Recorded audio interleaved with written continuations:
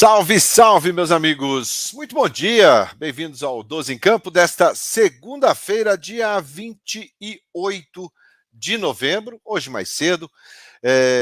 Desejo a vocês uma excelente semana e vamos começar aqui falando do mercado da bola, em cima das possibilidades do Corinthians, que está de olho aí no mercado sul-americano, né? Quem sabe, em meio a tanto silêncio, poderemos ter alguma novidade em relação a jogadores que atuam no futebol sul-americano, que tem bons jogadores com um custo até muito mais baixo, muitas vezes, do que muitos jogadores que atuam no futebol brasileiro.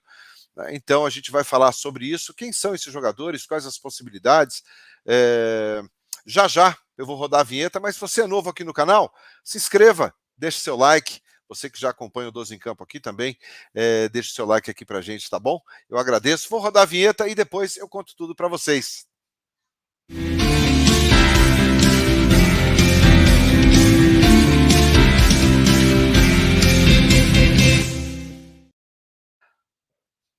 Doze em Campo News desta segunda-feira no ar. Repito mais uma vez, excelente semana a todos vocês. Hoje, jogo da Seleção Brasileira, 13h, o vídeo um pouquinho mais cedo, né? Começando amanhã, né? Começando a segunda-feira, já trazendo aí algumas notícias que envolvem o Corinthians, que continua quietinho, silencioso, né? Como dizem, né? Trabalhando ali, quietinho, mas enfim, a expectativa do torcedor, e eu percebi muito isso na minha live de ontem à noite aqui no canal, né? Muita gente, Ivan, o que você imagina? O Corinthians vem forte, não vem forte? Eu falei, imagino que seja um time que pelo menos seja competitivo. Não imagino grandes contratações, nomes bombásticos, milionários, até porque a realidade financeira do Corinthians não permite isso, né? Então o Corinthians poderá montar um time competitivo, principalmente com atletas que atuam bem pertinho daqui, né? Bem pertinho daqui no mercado sul-americano, aqui ao lado, e muitas vezes os olhares estão para a Europa, estão para os jogadores mais caros, sendo que muitas vezes as possibilidades estão batendo a porta ali, mas basta um olhar um pouquinho mais apurado nesse sentido. Bom, o que temos de certo até o momento? Até o momento temos certo Fernando Lázaro como treinador, Flávio Oliveira, preparador físico, e Ángel Romero, né, que não foi apresentado oficialmente, porque ainda tem contrato com o Cruz Azul do México. Mas está tudo certo, vai fechar ali um contratinho, fechou um contratinho de 2 anos, e muito provavelmente só se apresente a partir do dia 2 de janeiro. Isso aí é o que há de certo até agora dentro do Corinthians para 2023. Temporada que começa dia 15 de janeiro, mas reapresentação daqui a 2 semanas, dia 14 de dezembro, né? Então, quais os jogadores que estão no radar do Corinthians, né, que o Corinthians tem monitorado, e de repente um desses jogadores, e aqui eu vou falar de 3 mais especificamente, né, não vamos ficar falando aqui de Pedro Raul, de Arthur, já falou bastante sobre isso, são jogadores, né? Michael, repito, ainda não tem nada, nem um telefonema do Corinthians né, até onde eu tenho conhecimento, não tem nenhum contato com os empresários do Michael.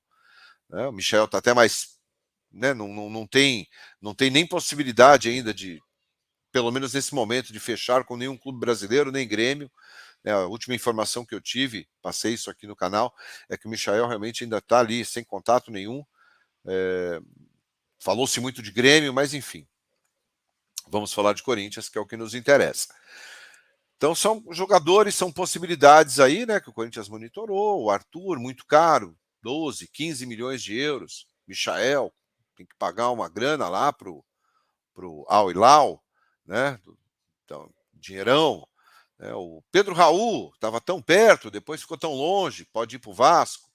Enfim, mas eu vou trazer 3 nomes para vocês aqui do mercado sul-americano que o Corinthians monitora a situação, tá? E são jogadores que, de repente, podem pintar como reforços para 2023. Deixa eu ver com quem eu começo aqui. Vou começar com o Faravelli. Eu não sei se vocês conhecem. Este é o Lorenzo Faravelli, tá? é um meia, jogador de 29 anos, é argentino, tá? E joga no Independiente del Valle, tá?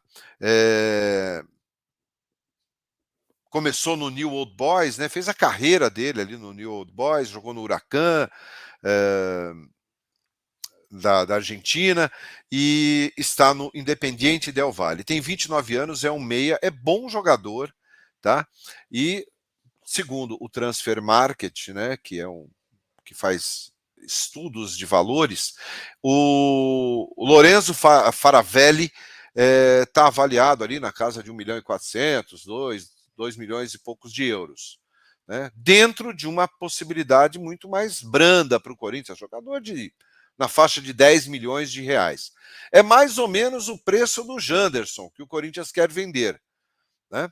E é um jogador que está ali sendo monitorado, está no radar, né? Não tem proposta pelo Faravelli, mas é um meia, um jogador que tem bastante habilidade, tá? E atualmente está no Independiente del Valle da Argentina. Então,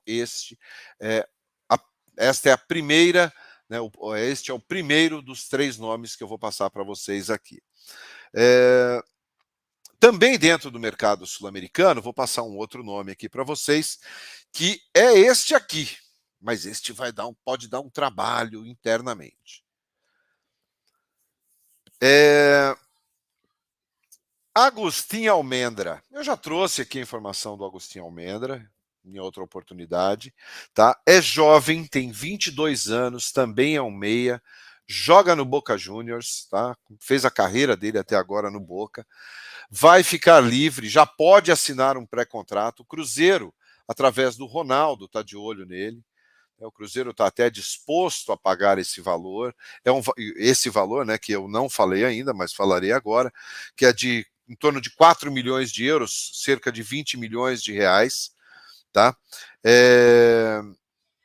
Mas ele é um jovem que gosta de causar. Né?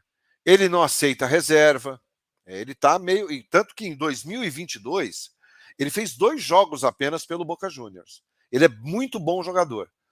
Mas o comportamento dele faz com que o Boca deixe ele meio que de lado ali. Ele fez 2 jogos na temporada 2022. Brigou com o Riquelme, um dos maiores ídolos do clube. Né? Brigou com o treinador atual, né? Também. Se desentendeu, não aceita ficar no banco. Apesar de ser um jogador muito bom tecnicamente, é um jogador que tem um comportamento muito complicado. Imagina, ter que ficar num banco aqui, vai começar a causar, vai começar a ter problema. Esse é um perfil que, a mim, claro, isso é uma opinião pessoal, não me agrada. Tá? Ele já pode assinar um pré-contrato, o contrato dele termina agora, no final do ano, em dezembro, com o Boca, então assim, ele já pode assinar um pré-contrato, da mesma forma que o Romero assinou, ele pode assinar. É um jogador que ficará livre, está desempregado a partir de 31 de dezembro. Tecnicamente é bom? Tecnicamente é bom. 22 anos, é jovem, é aquele garoto que pode render frutos ao Corinthians. Né? Mas tem aí o Cruzeiro na briga, é um jogador que já foi oferecido a outros clubes brasileiros, também foi oferecido a clubes argentinos. Né? Isso pode dificultar um pouco, mas é um jogador monitorado, sim, pelo Corinthians, o meia Agustín Almendra. Tá? E para a gente finalizar esses 3, essa trinca, é um jogador que eu acho mais difícil, é um lateral direito, tá? É um lateral direito de 29 anos, não é mais nenhum garotinho, mas eu acho que é uma idade madura, né? Um jogador de 29 anos está numa idade legal, também do Independiente del Valle, assim como o Ângelo Preciato, tá? É o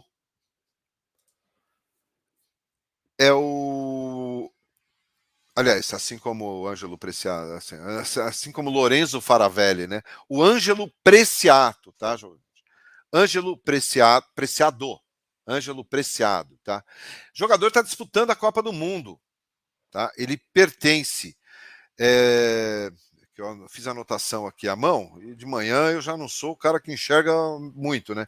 Ele está jogando atualmente no Genk, da Bélgica. Aquele time que quis levar que entrou na briga com o Corinthians para levar o Fausto, logo no início das conversas. O Fausto estava entre o Genk da Bélgica e o Corinthians optou pelo Corinthians. O Ângelo Preciado, tá? Como eu falei, ele tem 24 anos de idade. Tem 24 anos de idade. Disputou os 2 jogos pela seleção do Equador nessa Copa do Mundo, deu uma assistência, né, para gol, tem sido titular, tá? Começou a carreira no América, lá de Quito, tá? Passou pelo Independiente Del Valle também, e hoje, né, aos 24 anos, disputa a sua Copa do Mundo pela seleção do Equador, né, lateral direito. É um jogador também que, tem um custo que não é alto, né, mas claro que vai dar uma boa valorizada por estar disputando uma Copa do Mundo.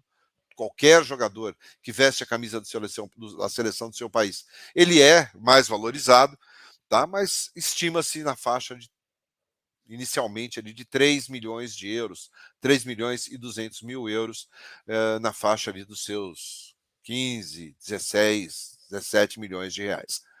Repito, esse é um jogador que eu acho bem mais difícil, justamente porque acaba, né? O cara está sendo titular na seleção do Equador, mas é bom lateral direito, ele é bom lateral direito, tá? Mas por estar jogando uma Copa do Mundo, mas está no Genk da Bélgica, né? Então, assim, com todo respeito ao Genk da Bélgica,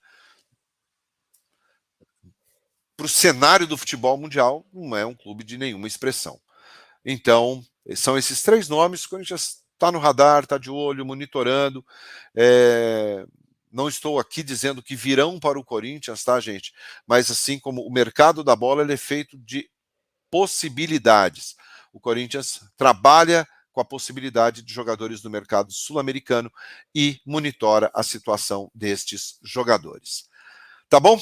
Excelente jogo do Brasil para você. 13h, né? A seleção entra em campo. Então, bom jogo a todos nós. E eu volto às 21h aqui no 12 em Campo, com todas as informações, com a nossa live, que você já sabe que é diária, tá bom? Deixa seu like, por favor, se você gostou do conteúdo. Deixa seu comentário aqui embaixo. O que você acha desses nomes? Você acha que seria bom? Seria ruim? Quero a sua opinião, tá bom? Espero vocês às 21h. Grande abraço. Até lá. Tchau, tchau.